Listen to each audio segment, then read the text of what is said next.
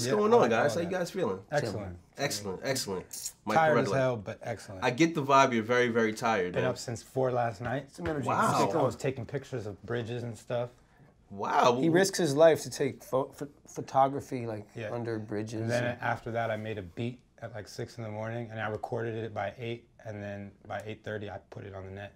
You are a workaholic, man. I got inspired by New York last night. That's what's up. You should move here, man. Thank you, man. Yo, man, that shit is awesome, man. What's up with Dilated right now, Ev? Like, are you guys on hiatus or what? Last album we put out was in 2006. Mm-hmm. It's 2014. It doesn't take a genius to figure out. It's been a long fucking time, man. Yeah. Our group is a weird thing. You know, we never stopped touring.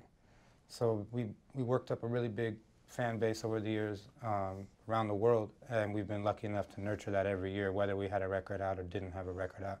2006, we got off Capitol, and we started doing independent records. I did 3 solo albums. Rakaa did 1.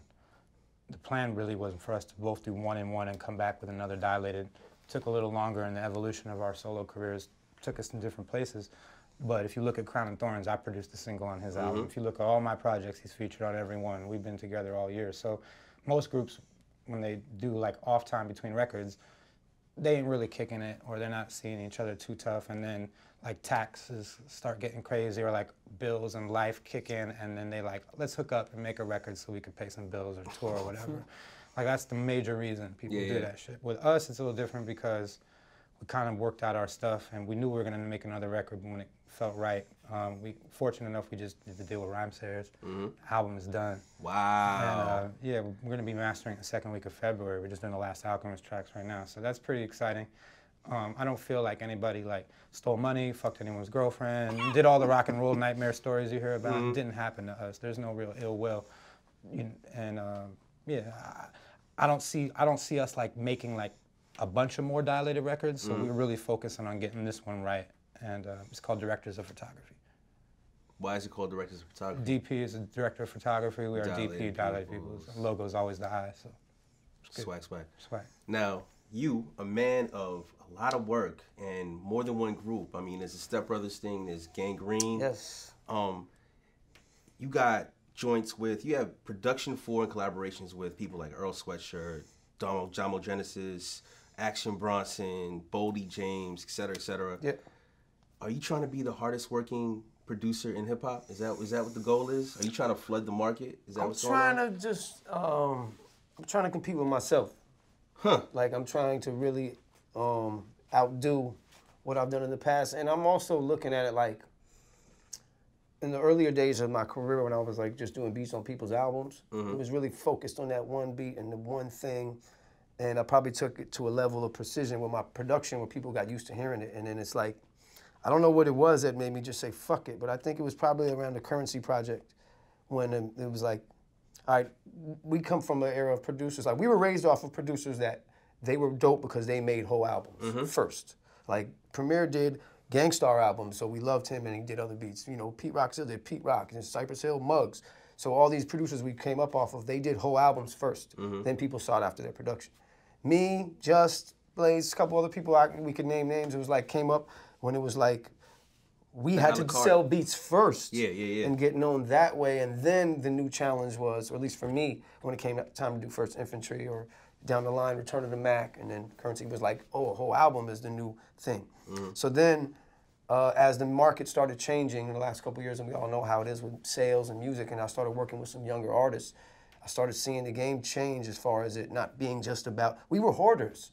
Like, I probably worked the same rate, right or wrong, for all these years, but I think it was a point where I just stopped hoarding and waiting and holding and, yo, the campaign's gotta be right, yo, this gotta be right, and it's like, yo, body of work now, not just a whole body of work of whatever, but a body of work now to me is more interesting to me because it says more, and I could be freer. Because once you get stuck with a style, you kind of have to keep climbing this ladder of, I'm like, I want to be free. If I want to loop a loop, if I want to chop it, I want to no samples, I don't want to be stuck.